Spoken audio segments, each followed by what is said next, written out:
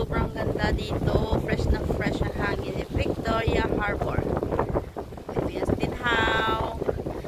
Hanggang kayo ay gustong bumisita dito sa tinatawag nila Little Dubai. Ito po yung palibot niya, guys. Ayan, sobrang hangin, sobrang fresh na fresh ang hangin.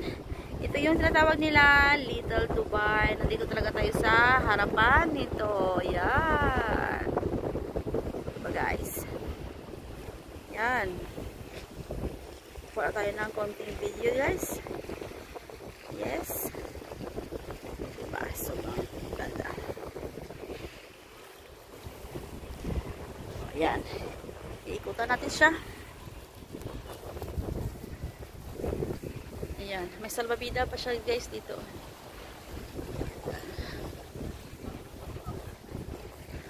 Kaya ganda talaga ng hangin, guys. In fresh na fresh. Alam mo yung mga tunog ng tubig.